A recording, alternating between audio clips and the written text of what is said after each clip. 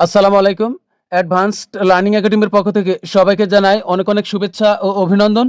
সুপ্রিয় ষষ্ঠ শ্রেণীর শিক্ষার্থীরা, আজ সমাধান করব তোমাদের গণিত বইয়ের অনুশীলনী ৫ অর্থাৎ সরল সমীকরণ এই অধ্যায়ের নমুনা প্রশ্ন, বহু নির্বাচনী প্রশ্ন। এটা দেওয়া আছে তোমাদের ২০২৬ সালের গণিত বইয়ের পৃষ্ঠা ১০৪। দেখো দেওয়া আছে নমুনা প্রশ্ন, বহু নির্বাচনী প্রশ্ন। ১ থেকে ৫ পর্যন্ত যতগুলো বহু নির্বাচনী প্রশ্ন আছে তার সবগুলির সমাধান করব। শুরুতেই আমরা ১ নং অঙ্কটি সমাধান করব। ১ নং প্রশ্নে দেখো দেওয়া আছে একটি আয়তাকার বাগানের দৈর্ঘ্য x মিটার এবং প্রস্থ y মিটার হলে পরিসীমা কত? তো আমরা জানি আয়তাকার মাঠ, আয়তাকার পুকুর, আয়তাকার জমি সব কিছুর পরিসীমাই হলো ২ গুণন দৈর্ঘ্য যোগ প্রস্থ, অর্থাৎ দৈর্ঘ্য আর প্রস্থ যোগ করে তাকে ২ দ্বারা গুণ করলেই পরিসীমা বের হয়ে আসে। তা আমরা লিখব আয়তাকার বাগানের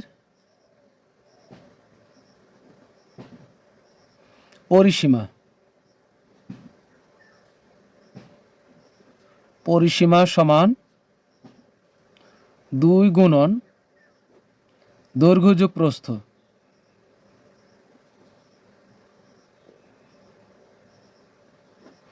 তো এখানে দেখো এই ২ আর এই ব্র্যাকেট মানে কিন্তু গুণ, এই ব্র্যাকেট মানেই গুণ। তাহলে এখানে হচ্ছে ২, এখানে হচ্ছে ২ আর দৈর্ঘ্য হচ্ছে কত? দৈর্ঘ্য দেওয়াই আছে x মিটার। দেখো এখানে দৈর্ঘ্য দেওয়া আছে কত? দৈর্ঘ্য দেওয়া আছে x মিটার আর প্রস্থ হলো y মিটার। তাহলে যে দৈর্ঘ্য হলো x, আর এই যে দৈর্ঘ্যের পরিবর্তে এখানে লিখলাম x আর প্রস্থ হলো কত? y। তাহলে এটাই আমাদের পরিসীমা, যেহেতু এটাই আমাদের পরিসীমা, যেহেতু মিটারে আছে তাহলে এখানে মিটার।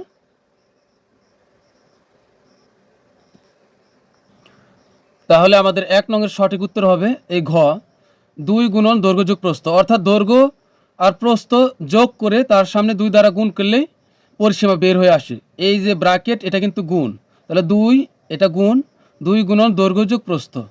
তাহলে আমাদের ১ এর সঠিক উত্তর হলো ঘ নং। তো এখন আমরা সমাধান করব ২ নং। যদি এক্স, ২ নং প্রশ্ন দেখে দেওয়া আছে যদি এক্স এর দ্বিগুণের সাথে ৩ যোগ করলে যোগফল ৯ হয় তবে এক্স এর মান কোনটি? তো আমরা এক্স এর মান বের করব। তো এক্স এর দ্বিগুণের সাথে ৩ যোগ করব। এখন ২ নং এক্স এর দ্বিগুণ, তাহলে এক্স এর দ্বিগুণ মানে হলো 2x। এক্স এর দ্বিগুণের সাথে কত যোগ করতে বলছে? দ্বিগুণের সাথে ৩ যোগ করতে বলছে। তাহলে ৩ যোগ করলাম, যোগ করলে কত হবে?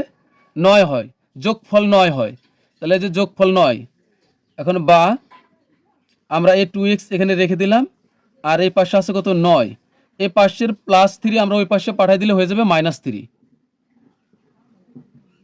সমানের এই পাশ থেকে প্লাসের কোনো কিছু ওই পাশে গেলে মাইনাস হয়ে যায়, অর্থাৎ +3 হয়ে গেল -3। তো এখানে আমরা 2x রেখে দিলে ৯ থেকে ৩ বিয়োগ করলে কত হবে? ৬। তো বা আমরা এখানে ২ এর সাথে x গুণ আকারে আছে, আবার x এর সাথে 2 গুণ আকারে আছে। তো আমরা এখানে আমরা x রেখে দিলে গুণের কোনো অক্ষর বা সংখ্যা ওই পাশে গেলে ভাগ হয়ে যাবে, অর্থাৎ নিচে চলে যাবে।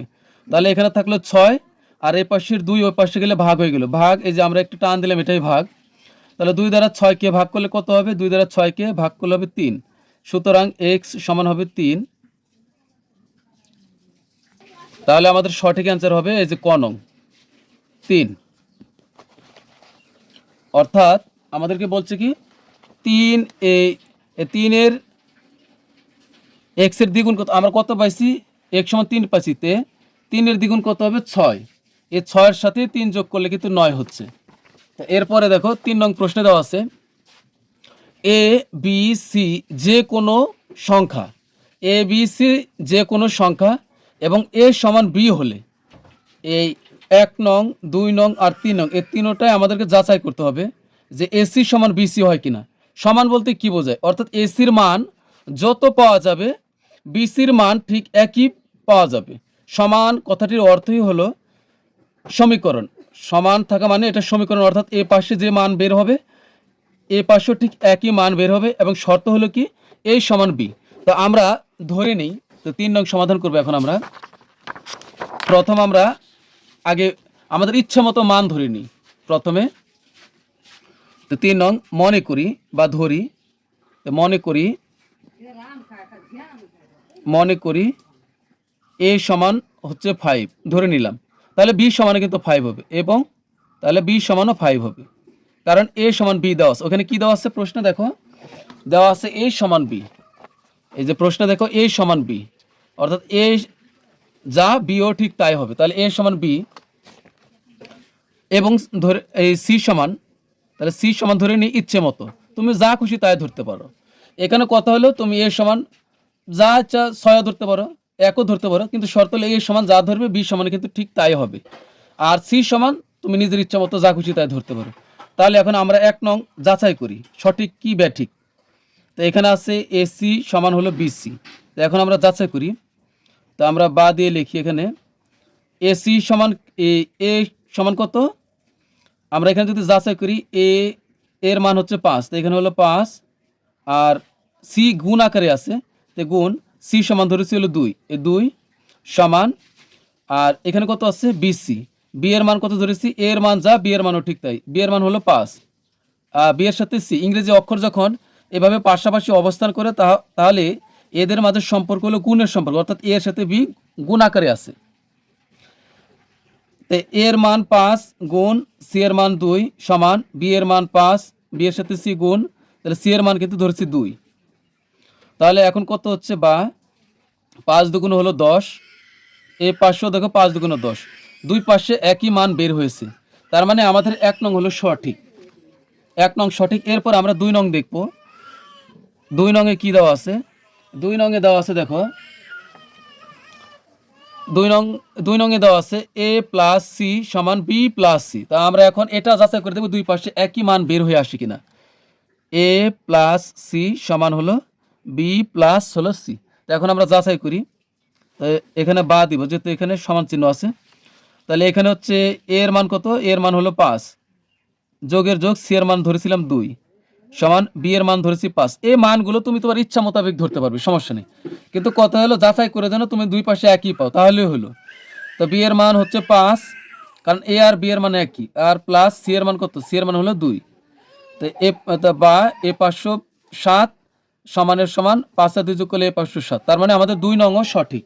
অর্থাৎ এখানে এ প্লাস সি সমান বি প্লাস সি, এইটা সমান এটা একই হয়, একই মান হয়, তার মানে এইটা এ প্লাস সি সমান বি প্লাস সি, এটা সঠিক। এরপর হবে এ মাইনাস 3 নঙে দেওয়া আছে এ মাইনাস সি সমান বি মাইনাস সি। এখন আমরা যাচাই করি এ মাইনাস সি। তো এখন আমাদের 3 নং এ মাইনাস সি সমান বি মাইনাস সি। তো এখানে আমাদের এর মান আমরা জানি, এর মান ধরেছিলাম 5, তো এর মান হলো 5, মাইনাসের মাইনাস, সি এর মান হলো 2, বি এর মান, এর মান আর বি এর মান একই 5, যেহেতু এ সমান বি, তো মাইনাসের মাইনাস, সি এর মান হলো 2। তো এখানে এই 5-এর থেকে 2 বিয়োগ করলে হবে 3 সমান 5-এর থেকে 2 বিয়োগ করলে এখানে হবে 3, তার মানে এটাও সঠিক। তার মানে আমাদের 3টাই সঠিক হবে, উত্তর হবে 1 2 3, এটাও সঠিক, এটাও সঠিক, এটাও সঠিক, তার মানে হবে ঘ নং 1 2 ও 3 সঠিক। এরপরে 4 নং প্রশ্ন দেখো, উদ্দীপক দেওয়া আছে দুইটি, নিচের তথ্যের আলোকে 4 ও 5 নং প্রশ্নের উত্তর দাও। দুইটি সংখ্যার বিয়োগফল 30, দুইটি সংখ্যার বিয়োগফল 30 এবং বড় সংখ্যাটি ছোট সংখ্যার 4 গুণ, অর্থাৎ ছোট সংখ্যাটি আমরা যা ধরবো বড় সংখ্যাটি হবে তার 4 গুণ হবে। তো এখানে কিন্তু অজানা কোনো কিছু মান বের করতে হলে কিন্তু আমরা ধরে নিই, মনে করি এক্স, তাহলে মনে করি ছোট সংখ্যাটি এক্স, তাহলে বড় সংখ্যাটি কত হবে 4x। যদি মনে করি যে ছোট সংখ্যাটি ওয়াই, তাহলে বড় সংখ্যাটি কী হবে 5y। তাহলে আমরা ছোট সংখ্যাটি ধরে নিই, মনে করি ছোট সংখ্যাটি এক্স। তো এটা হচ্ছে আমাদের 4 নং, মনে করি ছোট সংখ্যাটি এক্স।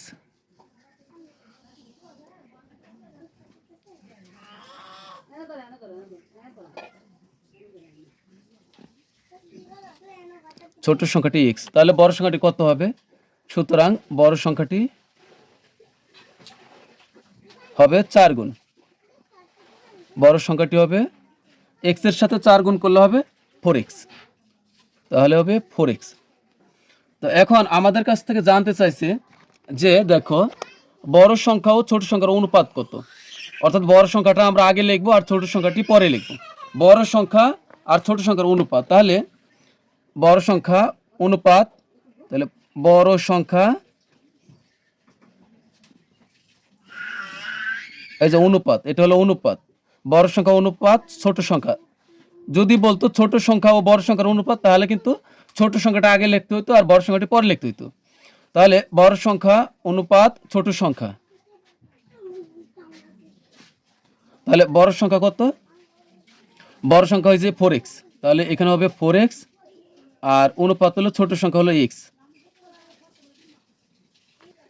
তো আমরা এই অনুপাতের আগের x আর পরের x মিল আছে, তা অনুপাতের আগের x আর অনুপাতের পরের x কিন্তু মিল আছে, তো এখান থেকে একটা x আমরা বাদ দিয়ে দিই, এখান থেকে একটা x বাদ দিয়ে দিই, তাহলে এখানে থাকবে শুধু 4 অনুপাত, আর এখানে কিছু নাই মানে হলো 1, অর্থাৎ আমরা কি করছি x দ্বারা ভাগ করছি।